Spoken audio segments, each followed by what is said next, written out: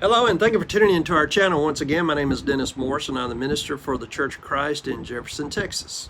Excuse me. We're going to be in the Gospel of John as we continue with our study there in John chapter 11, and Jesus is going to go and heal Lazarus, who has passed away. And of course, his disciples were somewhat concerned about him going back to Bethany, which is only about 1.88 miles away from Jerusalem, because of the Jewish leaders seeking to kill him.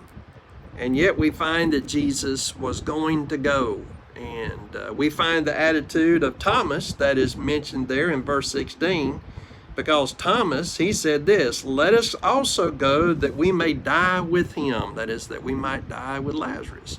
And so we find that Thomas, his outlook was that, well, we're going to go, but we're probably going to die, so let's go ahead and go so that we can die with Lazarus. And yet we find that that's not what happened, because Lazarus was not going to remain dead, nor were the Jews going to come and kill Jesus, because his time was not nigh. Now, as we go on, notice that it says this in verse 17, "Then when Jesus came, he found that he had laid in the grave for 4 days already."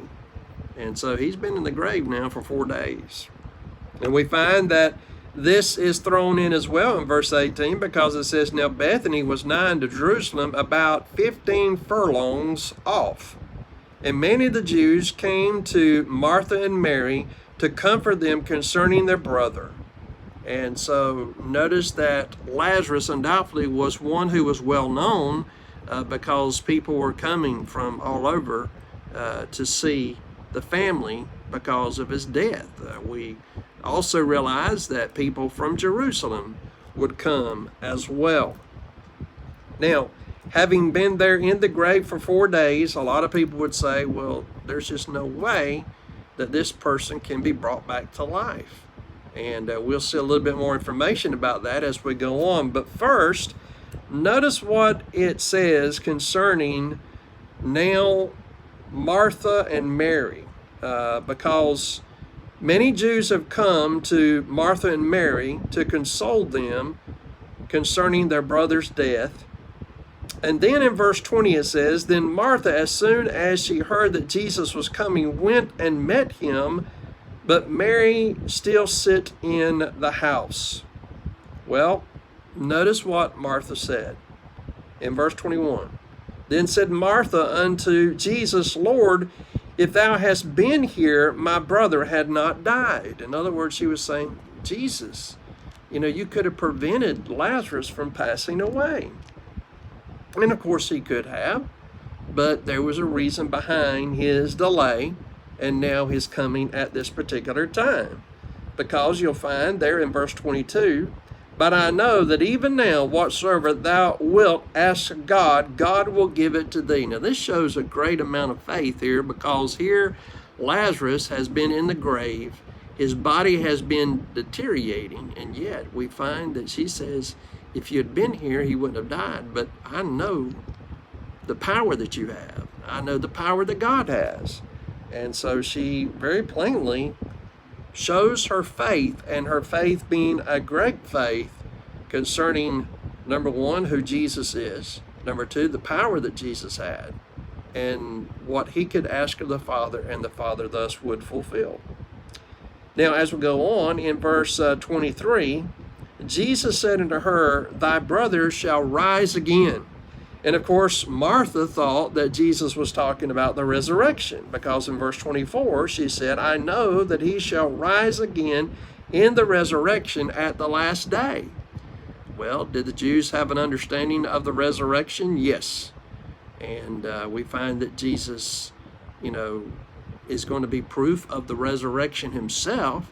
But Jesus was not talking about Lazarus being raised in the last day, at the resurrection, at the last day. He was talking about that very day. Now, notice in verse 25, this is yet another I am passage that we find in the Gospel of John, because it said, "Jesus said unto her, I am the resurrection and the life. He that believeth in me, though he were dead, yet shall he live." And so that was going to be true about Lazarus, but we're all going to be raised from the dead.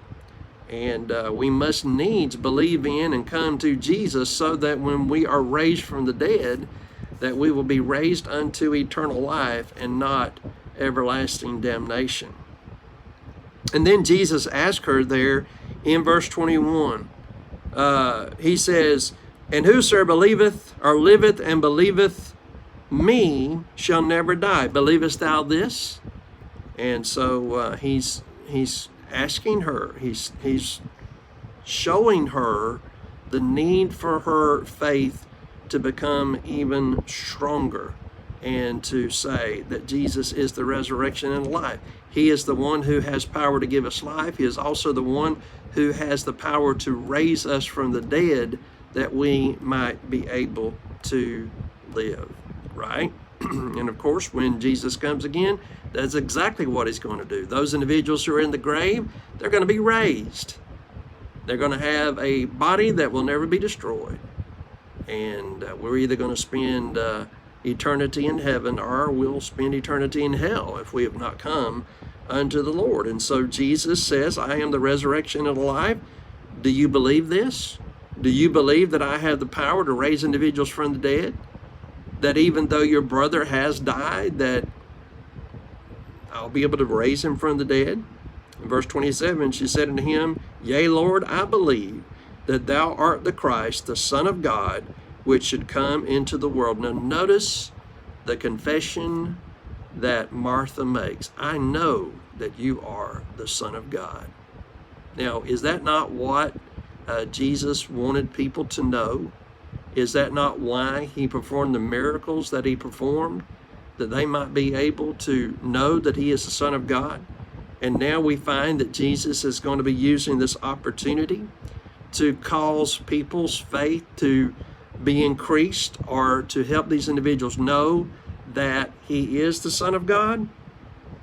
And so here we have the conversation that took place between Martha and Jesus, and how that Martha now has confessed the fact that Jesus indeed is the Son of God. Now, as we start there in verse 28, we are now going to see Mary coming to Jesus and the conversation that she has with him. But we wanted to consider first the conversation that Martha had with Jesus and the end result of that conversation, her belief in him as being the Son of God. And if you would, we would encourage you to tune in with us on Monday as we continue this study. But nonetheless, we appreciate you so much, and we appreciate all of you who have tuned in that we might study together. And y'all have a blessed day.